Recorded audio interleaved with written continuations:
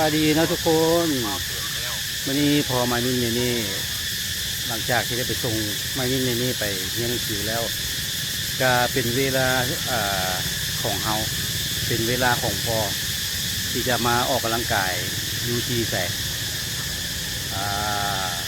เดินพัดหลวงหรือว่าสนามหลวงเนาะอยู่หน้าสภาแห่งชาติ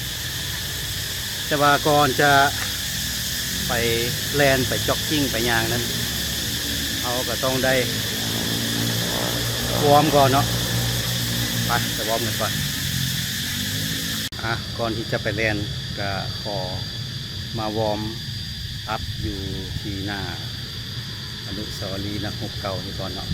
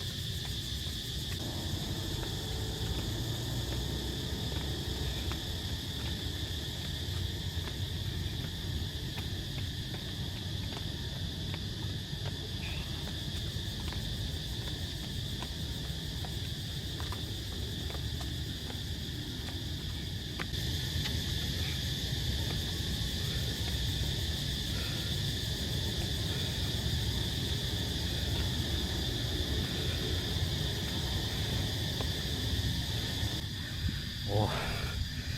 วองก็ถือว่าเมื่อยอยู่ได้หัวมันก็ได้ปกติแล้วจะมาวันอังคารและวันพฤหัสเพราะว่าไอ้มินนี่เขาเฮียนอยู่เวียงจันทร์คอเลจเนาะก็เลยถือโอกาสได้มาย่างมาออกกำลังกายไปที่ตู่ไปสร้างไปย่างอยู่เดินกันเลยถือเครื่องลุงลัง ปกติจะมีถุงสำหรับใส่สัมภาระใส่เครื่องบ่ได้เอามาลืมตอนนี้เวลากับประมาณ15 โมงมัน5 โมงปลายเวลาประมาณ5 โมงปลายแต่ว่าคนยังไม่ทันหลายเถอะอีกประมาณจักหน่อยพอแล้วเบิ่งบรรยากาศ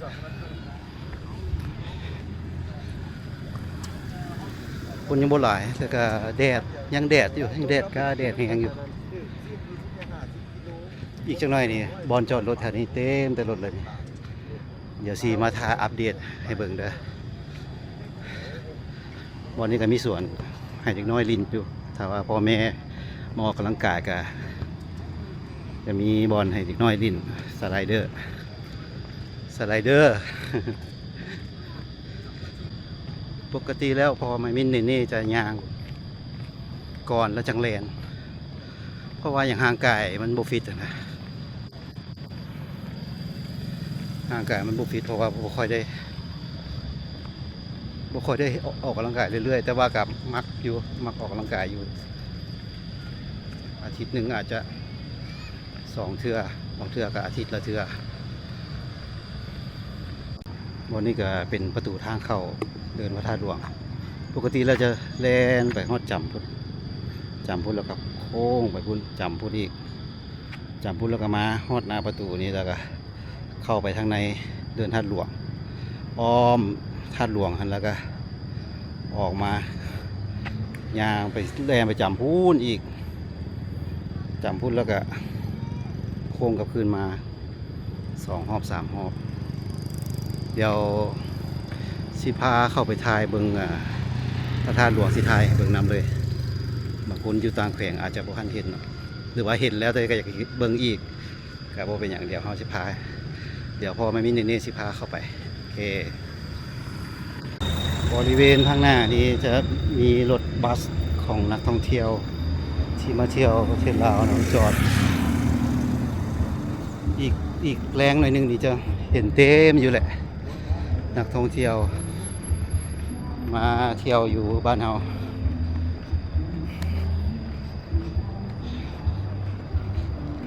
ไปสิพายางเข้าไปเบิ่งความมันยางไว้อยู่แล้วนี่ เดี๋ยวสิทายบริเวณโดยรวมของเดินพระธาตุหลวงให้เบิ่งเนาะบรรยากาศมันเป็นแบบใดสวยงามนะคนแต่งเนาะส่วนหลายคนที่มาเที่ยวจะเป็นคนจีนคนเกาหลีคนเวียดนามแต่ว่าสำหรับคนไทยแล้วเขาจะมาเองเนาะมาเอง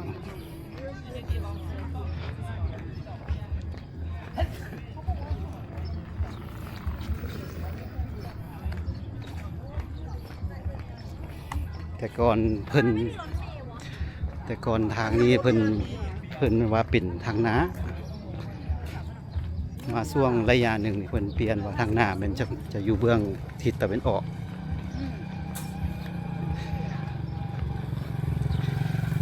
ที่ทานกำลังเห็นอยู่ข้างหน้านี่เป็นเจ้าไสสิทธาเนาะจะมีผู้คนมาสักการะบูชากราบไหว้ขอพรแล้วก็มาแก้บุญมาบานศาลกล่าวขอให้สำเร็จในอย่างก็ตามที่อนาปรารถนาเนาะแล้วถ้าว่าสำเร็จแล้วเขาเจ้าก็จะมาแก้บนแก้บะ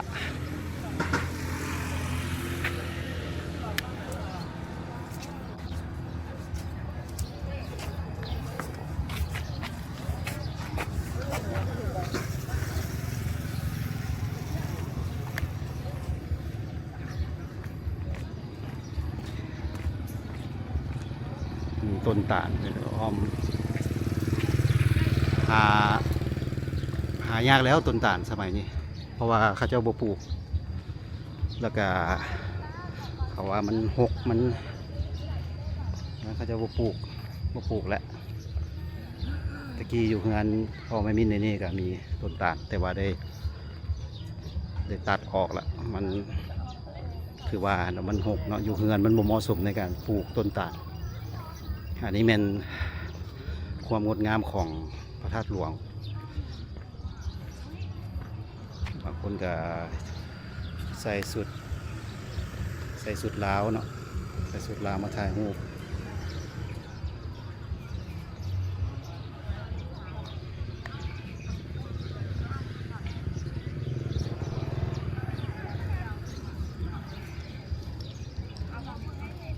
ปกติพอมามินเน่ๆจะเนี่ยยางหรือว่าแลนอ้อมไปทางนั้นทางขวาอ้อมไปเดี๋ยวจะพาไปเบิ่งทางด้านหน้าของพระธาตุหลวงเวียงจันทร์จะมีอย่างแดเดี๋ยวสิพาไปอยู่ด้านขวาของพระธาตุหลวงเวียงจันทร์นี่จะเป็นวัดธาตุหลวงใต้เนาะวัดธาตุหลวงใต้อยู่นี้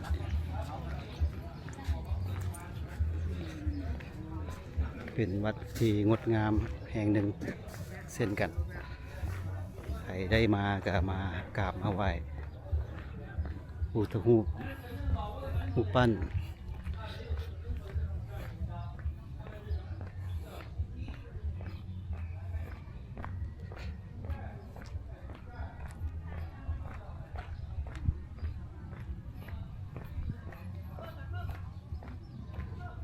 ตอนนี้เขามาอยู่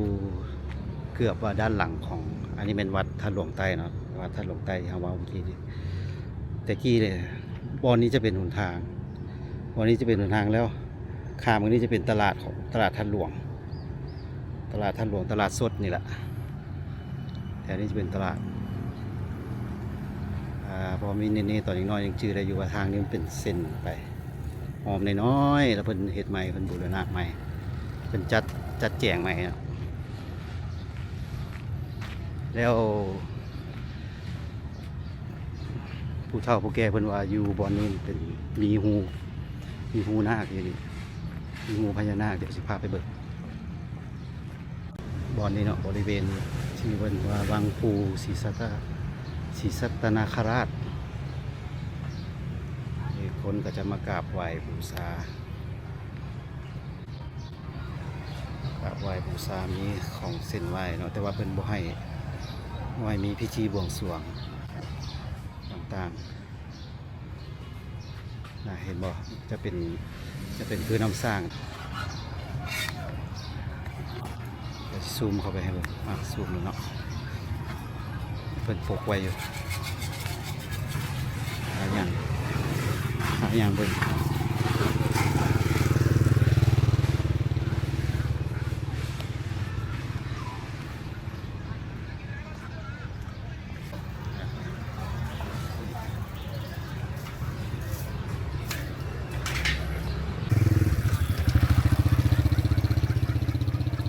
ก็เป็นความเชื่อของส่วนบุคคลเนาะไปอย่างต่อบ่อนี้ที่เพิ่นบอกว่าเป็นด้านหน้าของพระธาตุหลวงเพราะว่าทิศตะวันออกเป็นทิศนี้ทิศตะวันออกเพิ่นก็เลยให้เบื้องนี้เป็นทางด้านหน้าของพระธาตุหลวง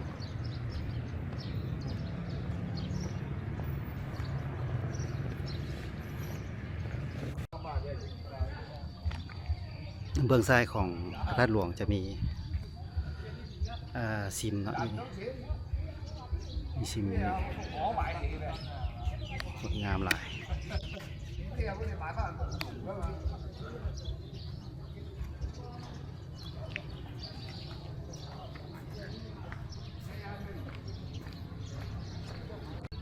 แล้วก็ย่างยับขึ้นมาอีกอยู่ทางด้านขวานี่จะเป็นสภาสงฆ์เนาะสภาสงฆ์ใหญ่อลังการ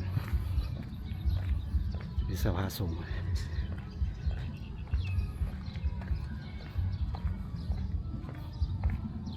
เจ้าจะเนี่ยออกทางนี้ซะตอนนี้ก็ย่างออกมาจากถาดหลวงแล้วมึงจากนาทีแล้วโอ้ได้1 กิโลไปแล้วตัวนี้สัก2 นาทีโอ้สม สัก2 นาทีย่างสะเนาะว่าแล้วทั้งย่างทั้งใบทั้งย่างทั้งเว้าไปน้ำทั้งหยุดพร้อมมันก็เลยนานไป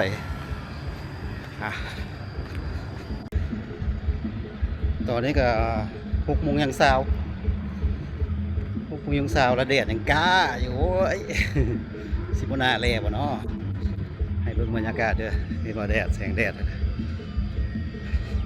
คนเริ่มมาแล้วมันมีห่มแดดแล้วแต่ว่ายังน้อยอยู่สำนี้นี่คนยังบางๆอยู่ถ้าเบิ่งอีกจักหน่อยเด้ออีกจักหน่อยสิถ่ายให้เบิ่งตื่นอันนี้เป็น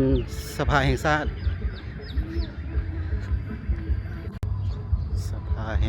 ลาว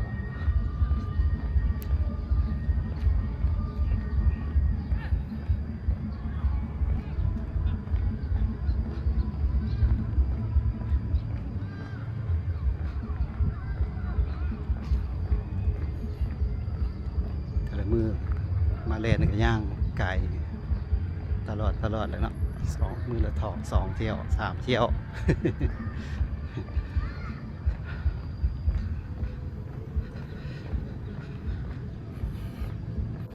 รถก็เริ่มมาหลายคนก็เริ่มมาแล้วส่วนหลายตอนแดดๆไปซื้อก็เจ้าไปเล่นบอลโฮมแต่ว่าเขาสู้เลยเขาว่าแลน ตากแดดแห่งเผาผลาญดี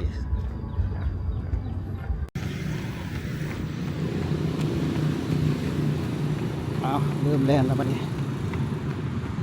จอกแรงจอก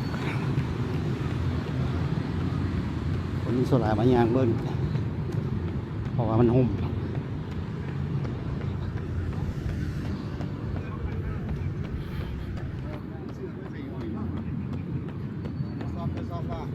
ขี่ก็บ่ได้เนี่ยว่า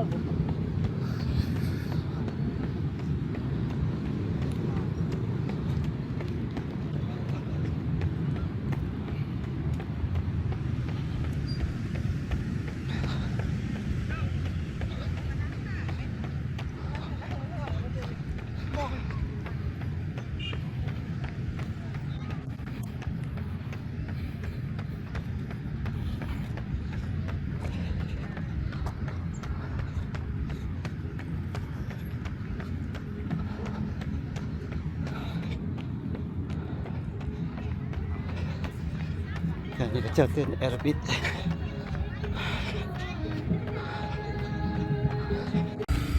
เห็นบอกเมื่อกี้ยังบ่มีคนเลยอันนี้เริ่มมีคนหลายแล้ว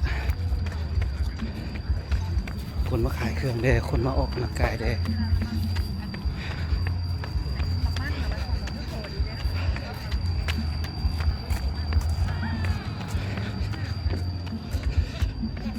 เห็นรถก็เรื่องหลายแล้ว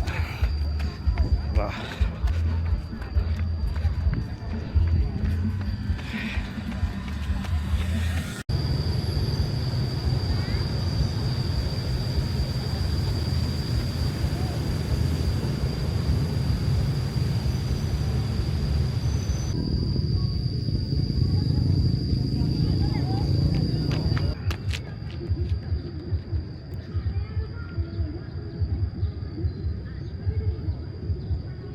เห็นว่าตอนนี้คนก็เริ่มหลายแล้วคนก็เริ่มมาหลายแล้วเห็นรถใหญ่ก็จอดเต็มแบบนี้นะรถใหญ่จอดตั้งแต่พี่ไปฮอดกลางของสะพานแห่งชาติบุญอ้าวกายหอบที่2แล้วสะพานแห่งชาติตอนนี้ได้จักกิโลได้เห็นอยู่วันนี้3 กิโลจุด79ใช้เวลาอยู่47 นาทีโอ้ยโดนแท้อย่าแหละทางท้ายทางแลนบอกจากบ่มีคนปานใดเริ่มมาแล้วคนนะเริ่มมาหลายแล้ว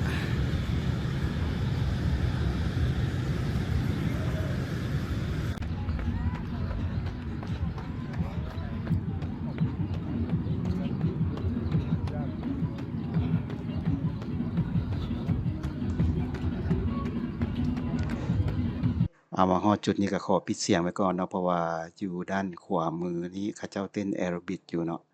เขาเจ้าเปิดเพลงย่านว่าเพลงที่เขาเจ้าเปิดนั้นมันจะไปติดลิขสิทธิ์ของ YouTube ก็เลยต้องได้ปิดไว้ก่อน